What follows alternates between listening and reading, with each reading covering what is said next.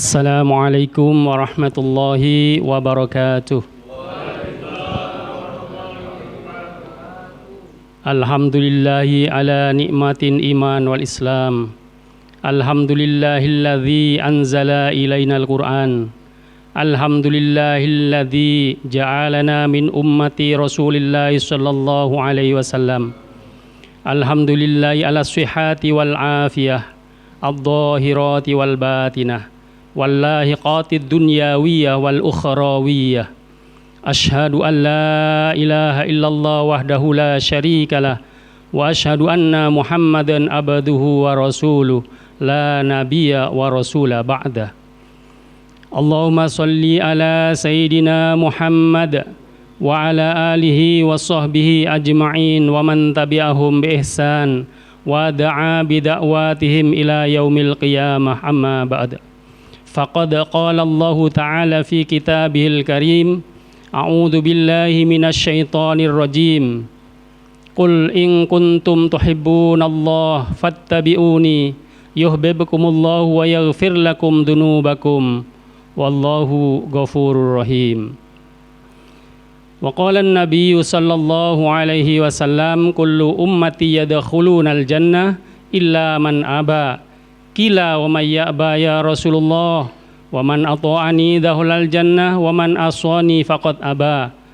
Wa qala aidan, man ahya sunnati faqad ahabbani wa man ahabbani kana ma'iyya fil jannah. Shadaqallahul azim wa shadaqa rasulil karim. Hadirin, pertama-tama marilah kita memanjatkan rasa syukur kita kepada Allah Subhanahu wa Ta'ala, yang mana di awal pagi ini, di awal siang ini, Allah Subhanahu wa Ta'ala menampakkan kasih sayangnya kepada kita semua. Allah Subhanahu wa Ta'ala menghadirkan kita di tempat yang paling dicintai oleh Allah di muka bumi ini, di tempat yang paling baik di atas muka bumi ini. Maknanya apa, hadirin yang mulia? Ketika Allah Subhanahu wa Ta'ala menghantarkan hambanya ke tempat yang terbaik di atas muka bumi ini, ke tempat yang mulia di atas muka bumi ini, maknanya hamba-hamba tadi insya Allah semuanya adalah orang-orang yang mulia di hadapan Allah Subhanahu wa Ta'ala. Karena tidak mungkin Allah Subhanahu wa Ta'ala menghantarkan orang yang tidak mulia, orang yang tidak dikehendaki oleh Allah Subhanahu wa Ta'ala, orang yang tidak diridhoi oleh Allah Subhanahu wa Ta'ala, dihantarkan ke tempat yang paling dimuliakan oleh Allah Subhanahu wa Ta'ala. Maka kita syukuri nikmat yang agung ini. Kemudian kita bersyukur juga kepada Allah Subhanahu wa Ta'ala, karena Allah Subhanahu wa Ta'ala telah menciptakan kita ini sebagai manusia, di mana Allah menjelaskan dalam Al-Qur'an, a'udzubillahi minasyaitonir rajim, laqad khalaqnal insana fi ahsani taqwim. Sungguh aku ciptakan manusia itu dengan sebaik-baik bentuk, sebaik-baik penciptaan. Allah menciptakan malaikat di mana semenjak diciptakan tidak pernah bermaksiat kepada Allah Subhanahu wa Ta'ala, senantiasa taat kepada Allah Subhanahu wa Ta'ala. Sedangkan manusia begitu diciptakan dia membawa kudratnya adalah berdosa dan bersalah. Dijelaskan oleh Allah, ditegaskan oleh Allah Subhanahu wa Ta'ala bahwa manusia itu penciptaannya adalah yang terbaik dibandingkan para malaikat. Maka kita bersyukur kepada Allah Subhanahu wa Ta'ala atas perkara ini. Kemudian hadirin yang mulia, setelah wujud kita menjadi manusia, Allah Subhanahu wa Ta'ala berikan kita iman dalam hati kita. Kita tidak pernah meminta dahulu kepada Allah untuk dijadikan orang beriman, tetapi atas kehendak Allah, atas kasih sayang Allah Subhanahu wa Ta'ala, Allah tetapkan kita menjadi orang yang beriman. Maknanya apa, hadirin yang mulia? Kita ini orang-orang yang akan dimuliakan oleh Allah Subhanahu wa Ta'ala dalam kehidupan dunia yang sementara sampai akhirat yang kekal abadi kelak. Karena adanya dunia ini, karena adanya orang beriman. Selagi masih ada satu orang beriman di atas muka bumi ini, maka dunia ini tetap akan ada. tetap akan dijaga oleh Allah Subhanahu wa taala. Dijaganya dunia tadi bukan karena banyaknya manusia, tapi karena ada kekasih Allah di sana. Ada orang beriman yang mungkin orang itu sudah tidak lagi melaksanakan perintah Allah, tapi hanya meyakini bahwa Allah Subhanahu wa taala Tuhannya. Dia hanya bersahadat satu kali. Selagi ada satu orang ini, maka dunia ini tetap akan dipelihara dan dijaga oleh Allah Subhanahu wa taala. Akan tetapi manakala orang beriman sudah tidak ada lagi di dunia ini, maka Allah Subhanahu wa taala akan hancurkan dunia ini. Inilah harganya orang beriman. Di mana dikatakan tadi harganya orang beriman itu sangat mahal, lebih mahal daripada dunia dan seisinya. Buktinya apa? Dengan adanya satu orang beriman di atas muka bumi ini, maka dunia beserta apa yang ada di dalamnya dijaga, dipelihara oleh Allah Subhanahu wa taala.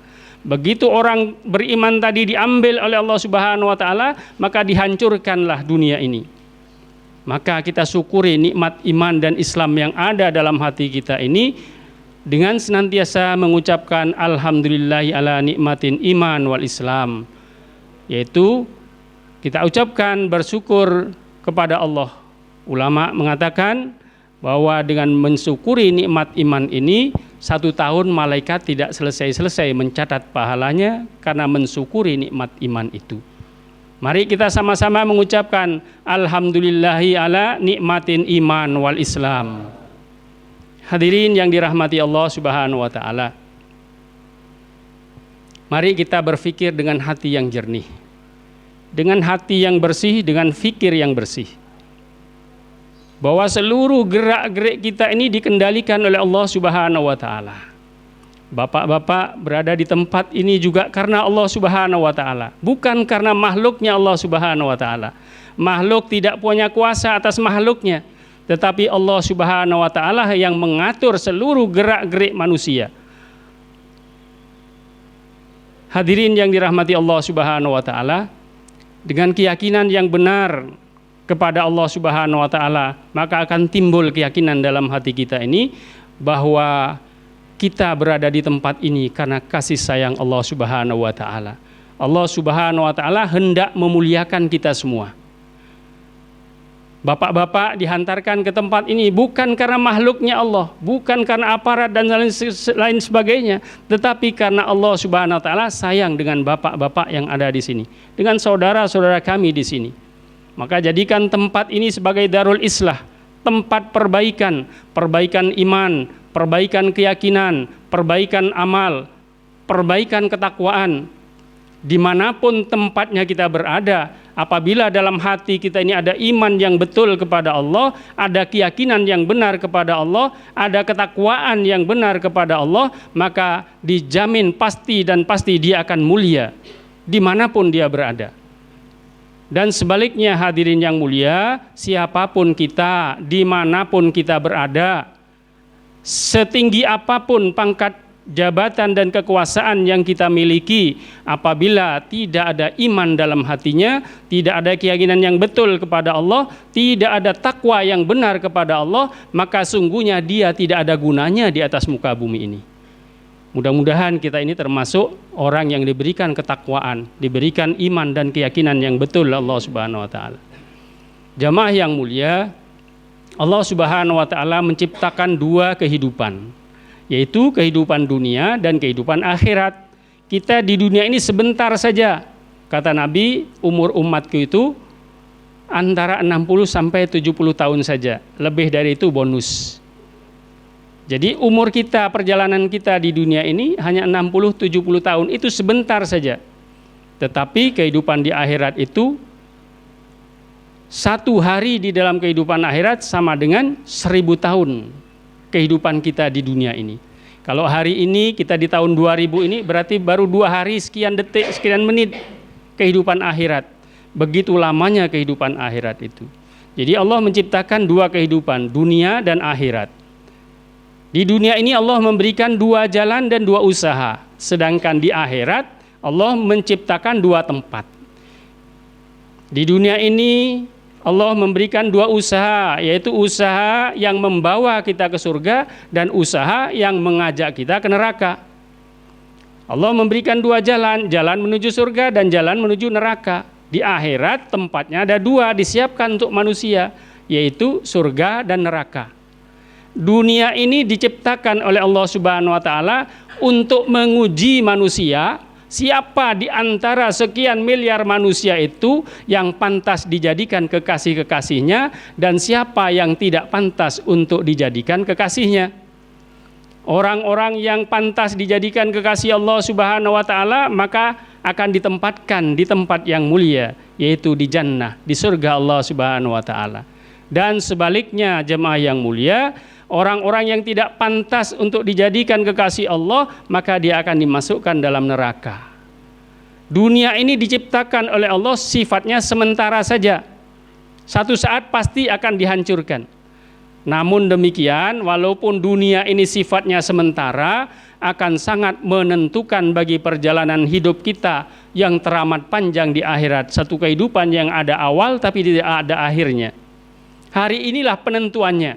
Apakah kita selamat atau celaka? Bahagia atau sengsara? Hari inilah penentuannya. Ad-dunya majru'atul akhirah. Dunia ini adalah sawah ladangnya akhirat. Hadirin yang mulia, seberapapun kehidupan, kebahagiaan yang Allah berikan kepada kita di dunia ini, seberapapun hebatnya kemewahan yang Allah berikan kepada kita hari ini, satu saat pasti akan kita tinggalkan dengan datangnya kematian kita. Demikian juga penderitaan yang kita alami di dunia ini, seberapapun beratnya, satu ketika akan kita tinggalkan juga, akan selesai juga dengan datangnya kematian. Namun demikian, apakah setelah masalah-masalah yang kita hadapi di dunia ini akan berakhir? Tapi justru ketika kematian itu datang, itulah awal masalah-masalah yang besar yang akan kita hadapi. Masalah kubur besar, sekecil-kecilnya masalah kubur, bila ditaruh di atas dunia ini, maka hancur dunia ini. Orang di kubur tidak betah, merasakan siksa kubur, ingin cepat-cepat dimasukkan dalam neraka. Penduduk kubur mengira bahwa di neraka itu lebih ringan penderitaannya dibandingkan di alam kubur. Yang di kubur ingin segera dipindah ke padang mahsyar, ke alam mahsyar. Yang di alam mahsyar karena tidak kuat menahan penderitaan, karena amal-amal yang dia buat, dia ingin untuk segera dimasukkan dalam neraka.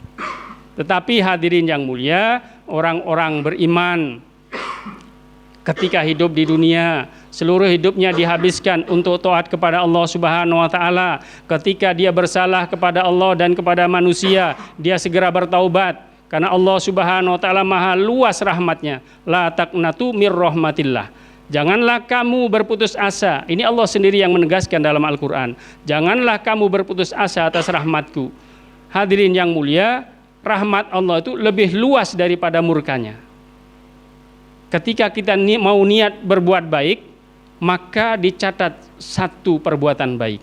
Ketika diamalkan, maka dua perbuatan baik dicatat oleh Allah Subhanahu wa taala. Dan sebaliknya, ketika kita beramal salah, niatnya tidak ditulis sebelum niat itu wujud menjadi perbuatan.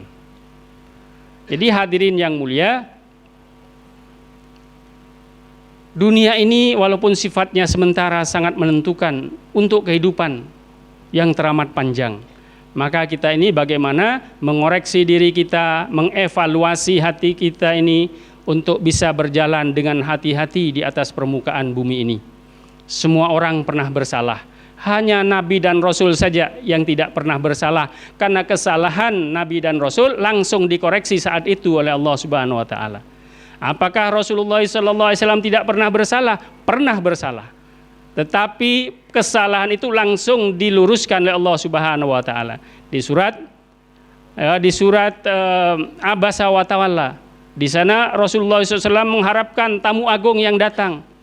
Tetapi yang datang orang yang miskin lagi buta, Abdullah bin Ummi Maktum. Maka kecewa hati Nabi SAW. Kemudian berpaling, langsung ditegur, Abasa wa Tawalla.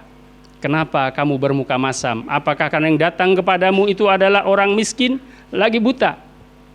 Maka Rasulullah SAW segera sadar dan meluruskan, menyambut Abdullah bin Ummi Maktum. Nah, kalau kita ini hadirin yang mulia, tidak langsung diluruskan oleh Allah Subhanahu wa taala, tetapi Allah Subhanahu wa taala meluruskan kesalahan-kesalahan kita ini melalui hamba-hambanya yang lain. Inilah fungsinya wa tawassobil haq wa tawassobis sabr. Saling ingat mengingatkan atas perkara yang hak dan saling ingat mengingatkan dalam perkara kesabaran. Sabar dalam menjalani ujian-ujian kehidupan yang Allah Subhanahu wa taala berikan kepada kita. Yang perlu kita ingat jamaah yang mulia, bahwasanya kita ini hari ini sedang menjalani pilihan-pilihan dari Allah Subhanahu wa taala. Yang menentukan adalah diri kita, apakah kita ini akan menjadi kekasih Allah ataukah kita akan menjadi musuh-musuh Allah. Apakah kita akan menjadi kekasih-kekasih Allah ataukah orang-orang yang tidak pantas untuk dijadikan kekasih-kekasih Allah. Di antara tanda-tanda kekasih Allah itu senantiasa bertaubat kepada Allah Subhanahu wa taala, senantiasa mohon ampun kepada Allah Subhanahu wa taala. Rasulullah sallallahu alaihi wasallam yang tidak punya dosa, dosanya diampuni oleh Allah Subhanahu wa taala, yang dulu, sekarang dan yang akan datang semua diampuni. Tapi Rasulullah SAW dikatakan dalam satu hadis 100 kali beristighfar kepada Allah. Bukan bacaannya 100, tapi 100 kali. Entah berapa banyak yang dibaca oleh Nabi. Dalam satu hadis yang lain 70 kali beristighfar kepada Allah Subhanahu wa taala. Bagaimana dengan kita ini yang hari-hari dosanya tambah banyak, yang hari-hari kesalahan-kesalahannya tambah meningkat? Maka wajib bagi kita untuk senantiasa beristighfar kepada Allah Subhanahu wa taala agar seluruh dosa-dosa kita ini diampuni oleh Allah Subhanahu wa taala. Hadirin yang dirahmati Allah Subhanahu wa taala, kita diuji oleh Allah Subhanahu wa taala mulai bangun tidur sampai tidur lagi. Ujian yang pertama begitu kita buka mata, begitu kita melek, datang ujian Allah Subhanahu wa taala. Kalau dia ingat tokonya, ingat sawah ladangnya, ingat istri anaknya, ingat permainannya, ingat kantornya, maka sungguh dia telah gagal dalam ujian iman di awal harinya. Tetapi ketika kita ini dibuka oleh mata kita oleh Allah, kita sadar bahwa kita baru menjalani kematian kecil, kematian yang sementara, dibangunkan oleh Allah, dihidupkan oleh Allah, diberi rizki oleh Allah, digerakkan oleh Allah, dipelihara oleh Allah, terucap dari lisannya alhamdulillahilladzi ahyana ba'dama amatana wa ilaihin nusur, maka sungguh dia telah sukses dalam ujian iman di awal harinya. Ketika dia mati dalam keadaan seperti itu, maka pasti dia akan mati kemudian masuk surga bi ghairi hisab, tanpa dihisab. Kemudian di siang hari kita ngobrol dengan teman-teman kita, ngobrol tentang negara-negara yang ada di dunia, negara-negara yang hebat, Amerika, Prancis dan segala macam. Terbayang, terlintas dalam pikiran kita itu adalah negara adikuasa, negara yang hebat. Tapi ketika adzan berkumandang, Allahu Akbar, disebutkan 6 kali, di awal 4 kali, di akhir 2 kali. Tidak terlintas dalam hati kita kemahaagungan Allah, kemahakuasaan Allah, kemahahebatan Allah, kehebatan kehidupan akhirat, kemudian tidak mau melangkahkan kaki ke masjid untuk ruku dan sujud kepada Allah, atau kalau tidak bisa ke masjid, tidak mau melaksanakan sholat di mana kita berada, maka sungguh kita telah gagal dalam ujian iman. Bila kita mati dalam keadaan seperti itu, sungguh kita membawa iman yang cacat menghadap kepada Allah Subhanahu wa taala. Mudah-mudahan Allah Subhanahu wa taala melindungi kita dari perkara-perkara seperti itu dan senantiasa mengistiqomahkan kita dalam ketaatan. Karena Allah Subhanahu wa taala berjanji, "Wa may yuti'illaha wa rasulahu faqad faza fauzan 'azima."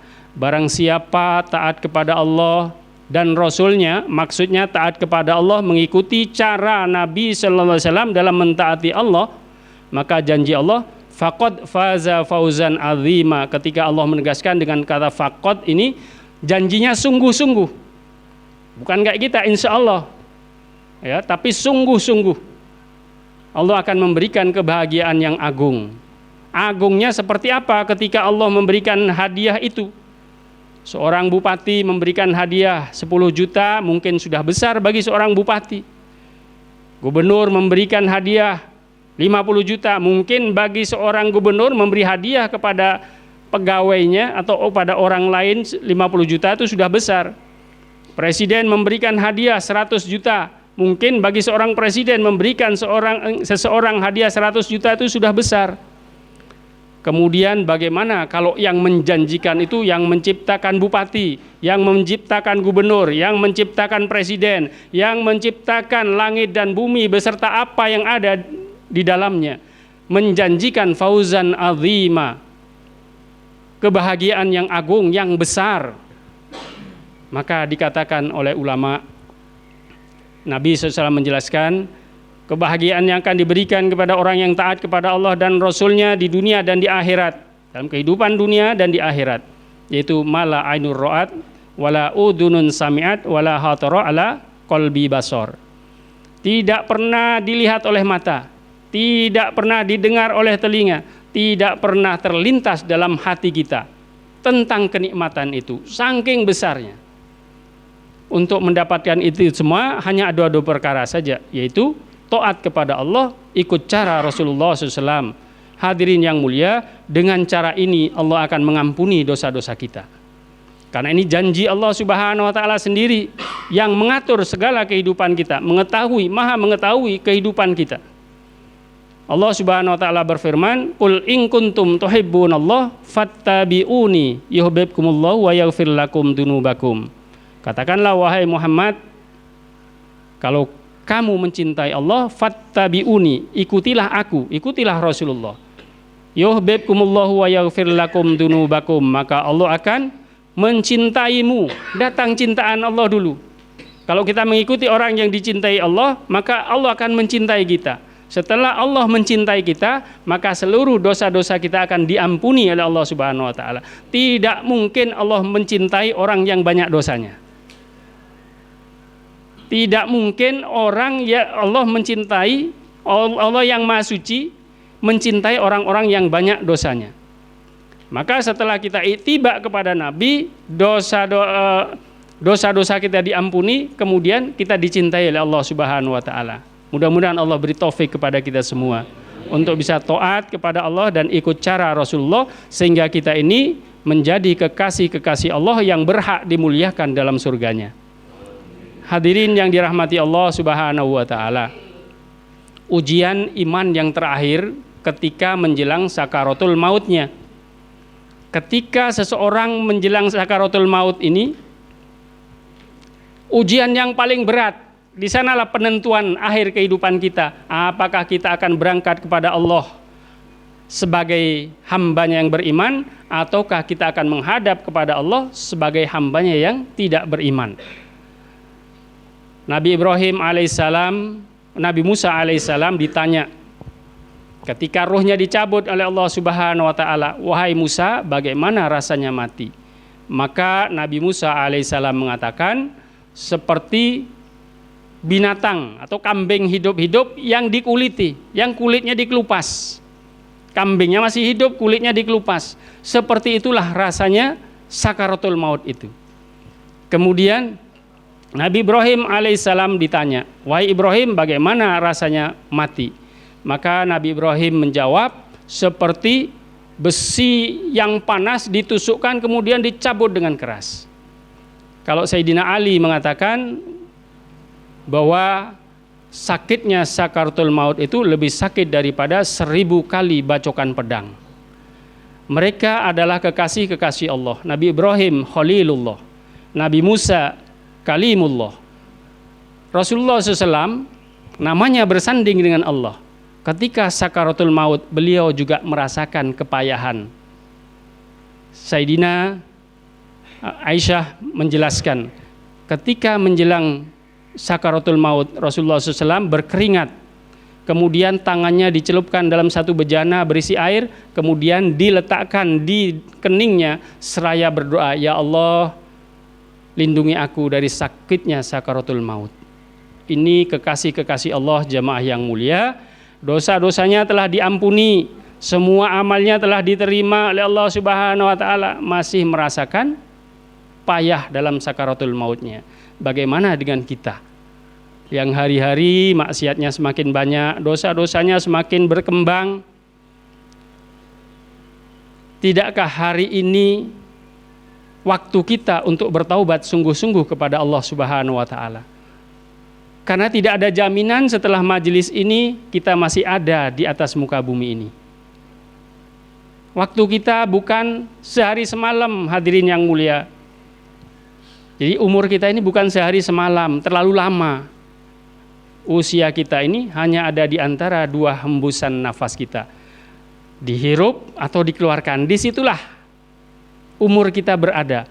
Kalau tidak di hembusan, ditarikan nafas kita berangkat kepada Allah Subhanahu wa taala.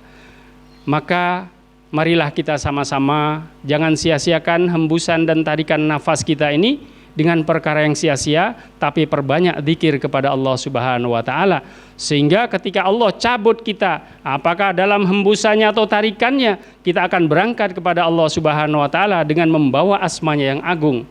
Maka apabila ini terjadi dalam diri kita, Allah Subhanahu wa taala akan menyambut ruh kita. Ya ayyatuhan nafsul mutmainnah, irji'i ila rabbiki radiyatan mardiyah, fadkhuli fi ibadi wadkhuli jannati. Wahai jiwa yang tenang, kembalilah kamu kembalilah kamu kepada Tuhanmu dalam keadaan hatimu puas karena diridhoi oleh Tuhanmu. Kemudian masuklah kamu ke dalam golongan hamba-hambaku dan masuklah kamu ke dalam surgaku. Di dalam surga orang beriman akan dimuliakan, hadirin yang mulia. Tetapi yang paling membahagiakan sehingga orang beriman lupa kepada surga, hari ini kita hanya membayangkan surga. Karena memang surga itu tempatnya kita melampiaskan hawa nafsu kita. Kita ingin kaya, bukan di dunia tempatnya. Sekaya-kayanya manusia di dunia ini pasti akan habis juga. Kalau tidak hartanya yang meninggalkan dia yang akan meninggalkannya. Secantik-cantiknya manusia di dunia ini pasti akan keriput juga. Walaupun dipoles dengan segala macam cara. Segagah-gagahnya anak muda satu ketika akan bungkuk juga. Akan menjadi tua juga. Semuanya akan habis. Tempatnya kita melampiaskan itu semua adalah di surga Allah Subhanahu wa taala yang muda-muda selamanya. Dikatakan yang laki-laki umurnya itu sekitar 30 tahunan di masa kuat-kuatnya dia. Sedangkan yang wanita itu 20 tahun rata-rata. Yang cantik-cantiknya dia. Yang jadi raja selamanya, yang kaya selamanya tanpa kemiskinan, yang sehat-sehat selamanya tanpa rasa sakit. Yang muda-muda semuanya selamanya tanpa ada rasa tua. Bagaimana cara mendapatkan itu? Hanya dua perkara saja, yaitu taat kepada Allah, ikut cara Rasulullah SAW. Nabi sudah menjamin, hadirin yang mulia, kullu ummati yadkhulunal jannah. Semua umatku akan masuk surga. Illa man aba, kecuali yang enggan. Maka sahabat bertanya, siapa yang enggan wahai Rasulullah? Waman ato'ani dahulal jannah, waman asoni faqad aba. Barang siapa taat kepadaku, dialah yang akan masuk surga, dan yang enggan adalah yang tidak mau taat kepadaku. Mudah-mudahan Allah Subhanahu wa ta'ala beri hidayah kita semua, sehingga kita bisa menghabiskan sisa-sisa umur kita ini hanya untuk taat kepada Allah, ikut cara Rasulullah SAW. Kemudian diberikan taufik untuk senantiasa bertaubat, mentaubati dosa-dosa kita, mentaubati kesalahan-kesalahan kita kepada Allah Subhanahu wa taala, sehingga kita menghadap Allah tidak lagi membawa dosa-dosa kepada Allah Subhanahu wa taala. Dosa-dosa kepada manusia kita harus minta maaf dan memaafkan, mengikhlaskan. Hadirin yang dirahmati Allah Subhanahu wa taala. Inilah yang perlu kita pahami, bahwa kita hidup di dunia ini sementara saja. Kita akan hidup kekal abadi. Kata Nabi, kun fid dunya ka'annaka ghoriban.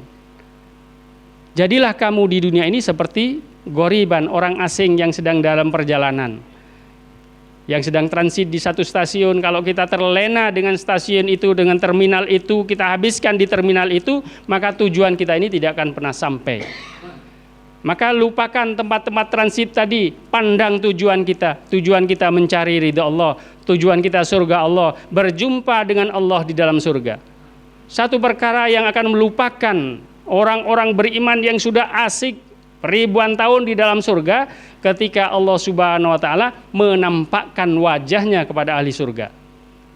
Begitu indahnya wajah Allah Subhanahu wa taala sehingga seluruh penduduk surga itu lupa dengan kenikmatan surganya, terkesan dengan wajah Allah. Maka saat itulah puncak kenikmatan yang Allah berikan kepada hamba-hambanya yang beriman. Mudah-mudahan termasuk kita jemaah yang mulia. Hari ini kita hanya bisa menyebut-nyebut namanya, tapi belum mampu menjumpainya dalam hati kita. Tapi satu ketika nanti Allah Subhanahu wa taala menjanjikan, kata Nabi, orang yang tidak pernah meninggalkan sholat asar secara berjamaah besok akan melihat wajah Allah seperti bulan purnama yang tidak menyilaukan. Maka insya Allah semua jaga sholat berjamaah. Kalau mungkin tidak bisa di masjid karena keterbatasan waktu, bisa di kamar berjamaah dengan teman-teman. Sebagaimana kami buat di Bali jamaah yang mulia, kami lupa berkenalan. Kami dari Bali satu jamaah. Kami keluar dengan suami istri. Kami 4 pasang bergerak keliling di Magetan selama 10 hari. Alhamdulillah pagi ini Allah hantarkan kami ke tempat yang mulia ini tanpa kami rencanakan, tanpa kami sengaja. Ini adalah programnya Allah Subhanahu wa taala. Mudah-mudahan Allah ridho atas pertemuan kita ini. Karena Nabi SAW menjelaskan wa rajulani jtama'a fillah wa tafarraqu alaihi fillah wa tafarraqu alaihi. Besok orang-orang yang berjumpa, perjumpaannya karena Allah, perpisahannya juga karena Allah. Di hari kiamat ketika tidak ada naungan, orang-orang yang berjumpa karena Allah, berpisah karena Allah, itu akan dinaungi oleh Allah Subhanahu wa taala. Mudah-mudahan termasuk kita. Mudah-mudahan kita termasuk hamba-hambanya yang akan diberikan naungan kelak di hari kiamat ketika tidak ada naungan kecuali orang-orang yang diridhoinya. Hadirin yang dirahmati Allah Subhanahu wa taala, mungkin ini saja yang bisa saya sampaikan. Mudah-mudahan yang sedikit ini menambah keyakinan kita semua, menambah kepahaman kita semua atas tujuan Allah Subhanahu wa taala menciptakan kita sebagai manusia, menghantarkan kita di atas muka bumi ini, sehingga kita semakin yakin dalam menapaki kehidupan, menjalani kehidupan dunia ini dengan penuh dengan harapan. Harapan di masa depan, maksudnya masa depan adalah masa setelah kita meninggalkan dunia ini. Sebagaimana Allah jelaskan, ya ayyuhalladzina amanu taqullah wal tandur nafsum ma qaddamat lighad. Wahai orang-orang yang beriman, bertakwalah kepada Allah dan perhatikanlah, persiapkanlah apa yang akan kamu bawa untuk hari esokmu. Maksudnya kehidupan akhirat kita. Mudah-mudahan ini akan menjadi bekal kecukupan bagi kita untuk menghadap kepada Allah Subhanahu wa taala kelak.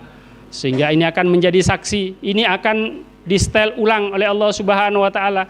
Besok akan menjadi cerita di hadapan Allah Subhanahu wa taala yang disaksikan oleh seluruh manusia yang pernah ada di atas muka bumi ini, disaksikan oleh seluruh malaikat yang pernah Allah ciptakan, disaksikan oleh seluruh jin, setan. Semua akan menyaksikan pertemuan ini. Hanya kitalah yang akan tersenyum di hadapan Allah Subhanahu wa taala.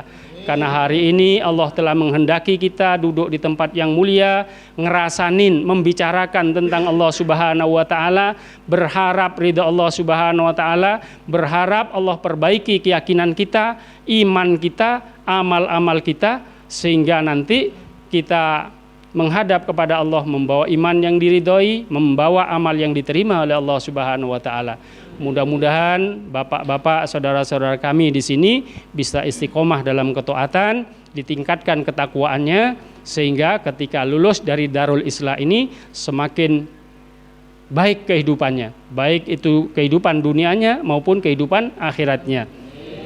Harus kita pahami bersama bahwa Allah telah meng-SK-kan bagi kita semua yang mengaku orang Islam, orang beriman, kuntum khaira ummatin ukhrijat linnas ta'muruna bil ma'ruf wa tanhauna 'anil munkar. Kalian adalah sebaik-baik umat yang dikeluarkan, dilahirkan untuk seluruh manusia. Maksud dan tujuannya apa? Anfa'ul linnas, untuk memberi manfaat bagi seluruh manusia. Apa manfaatnya? ta'muruna bil ma'ruf wa tanhauna 'anil munkar, yaitu mengajak pada kema'rufan, kebaikan, mengajak pada ketaatan dan mencegah kemungkaran. Inilah fungsi kita sebagai manusia, sebagai hamba Allah Subhanahu wa taala di atas muka bumi ini untuk melanjutkan risalah kenabian ta'muruna bil ma'ruf wa tanhauna 'anil munkar.